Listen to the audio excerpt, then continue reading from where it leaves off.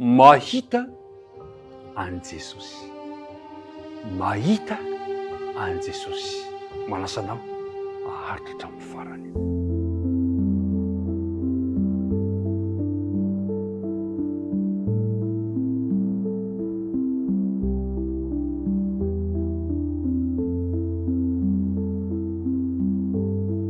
Tafahoana indray isika amin'ity alakamisy fa raiky amin'ny volana jona ity.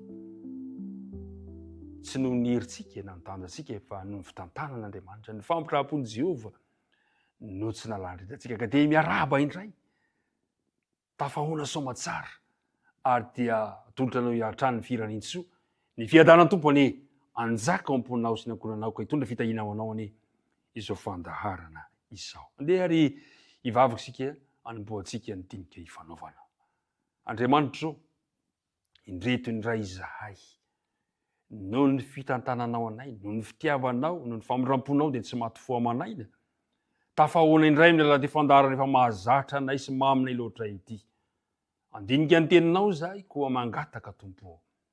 Ny fanena masina ampitoerinao aty anatinay ary ny hevitra mampisaraka anay aminao kosa ny fahotanay dia mba ho kosehinao ka ny ran Jesosy teo amin'ny azo fijaliana dia mba ho famelan-keliko antsy raha avy. Tapetraka vela tananao ohatra fotoana izao tonoina sy angatanany vavaka ny anaran'i Jesosy. Amen. Andeha le andininy natao tadina no anomboantsika ny fiarahana lavalava izy a. Mino fa ao ambombavantsika sady mahafinaritra raha teo ny izy tsara mampahery. Romanina toko 5 manomboka amin'ny andininy 7 ka hatramin'ny andininy 5 manao hoe ary tsy izany ihany. Vaoka isika hifaly amin'ny fahoriana aza satria fantatsika fa ny fahoriana mahatonga faharetana ary faharetana mahatonga fahatsarapana voazatoetra ary ny fahatsarapana voazatoetra mahatonga fanantenana ary ny fanantenana tsy mampahamenatra satria ny fanahy masina izay nomenantsika no nentina nampidina ny fitiavan'Andriamanitra ho ao am-pontsika. Mifaly amin'ny fahoriana satria mitondra faharetana, ny faharetana mitondra fahatsarapana, ny fahatsarapana mitondra fanantenana ary ny fanantenana tsy mampahamenatra.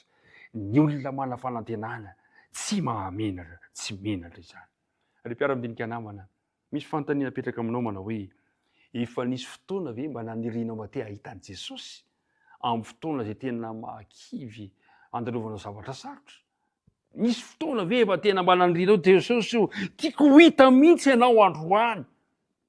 Azo antoka efa nisy izany fotoana izany. Nisy mpanoratra kristianina anankiray,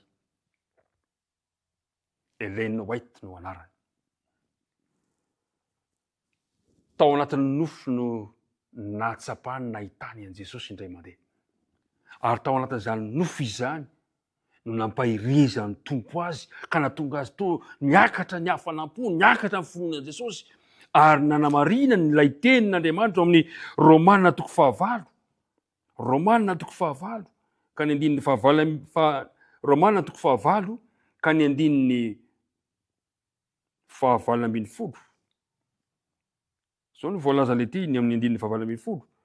Fa ataoko fa ny fahoriana amin'izao andro ankehitriny izao dia tsy tokony hoarina amin'ny voninahitra zay aseho amintsika. Dia ny andininy 20. Romanina toko 5 andininy 20 dia hoy hoe ary fantatsika fa ny zavatra rehetra miara-miasa soa zay tian'Andriamanitra dia zay voasoa voantso araka ny fikasany raha teo. Na ny nofy Ellen White indray mandeha. Toy izao le nofony. Tao anatin'ny fahakiviana lalina aho izy. Nanako nantavako tamin'ny tanako aho. Dia izao no tao an-tsaiko. Raha teto tany Jesosy dia nanatona azy aho. Niantoraka teo amin'ny tongony aho, hitandara amin'ny fahoriako rehetra. Mino aho fa tsy hanosy-botanana izy. Ary tiako ny hanompo azy ary hanompo azy mandrakizay aho. Tamin'izay indrina tao anatin'ny nofy dia nivoha ny varavarana anankiray. Dia indro nisy olona tsara tarehy niditra. Dia nijery ahy tamin'ny fangorana hoy izy ary laza hoe maniry ny ahitan'i Jesosy ve ianao amin'izao ora izao? Eto izy ary azonao atao no mahita azy. Ento izay anananao rehetra izay sarobidy indrindra eo aminao dia manaraha. Tena faly. Tsy hitako izay ilazana ny hafaliako hoy ny anabavo White. Raha nandre izany, nangoroko ny fananana madinika nananako rehetra sy zay zavatra sarobidy dia nandeha nanaraka ilay mpitaridalana. Ny tiany tao amin'ny tohatra somary tohatra iray miakatra tao mary forefo. Rehefa nanomboka niakatra tamin'ilay tohatra dia nanome toromarika izy manao hoe aoka hifantoka tsara ambony ny masonao fa andreo fanina ka hianjera. Satria mantsy maro be ireo efa nianjera dia tamin'io fiakarana io nianjera tsy tonga teny amin'ny farany akory. Tsy ela dia tonga teny amin'ny zanatohatra farany izahay io izy tao anatin'ny nofy. Dia nijoro teo ny varavarana. Dia nilaza tamiko ilay mpitaridalana mba mila ny zavatra rehetra. Dia napetrako ilay zavatra mba nangongo izay mba nananako. Navelako teo daholo ilay sarobidy indrindra. Napetrako tamin'ny mpifaliana izany. Dia nisokafa ny varavarana. Dia nasai niditra. Vetivety teo. Indro teo ny loko nijoro teo natrehako Jesosy. Tsy nisalasala fa tena izy io. Nibanjina izy. Ary fantotro fa avy hatrany. Fa fantany avokoa ireo toe-javatra. Ireo toe-javatra malalovako, ny fiainako, ny eritreritro, ny fihetseham-poko iray manontolo. Fantatro. Jery ahy izy. Saingy za kosa niezaka nihery ny fijeriny. Saingy zao nanatona tampitsikina Jesosy hoy ny anam-baovao eto tao anatin'ny nofy. Dia nametraka ny tanany teo amin'ny lohako izy ka nanao hoe aza matahotra. Tena nientanentana ny foko. Nientanentana ohatr'izany. Fiainao faliana, faly loatra ka tsy nalobava. Inona ny azoko natao sisa? Nikohoka tamin'ny tany teo amin'ny tongotra, teo tongony. Rehefa ela niverina ny heriko dia nitsangana. Mbola nijery ahy hatrany ny masom-pitiavan'i Jesosy. Nameno ahy ny fifaliana.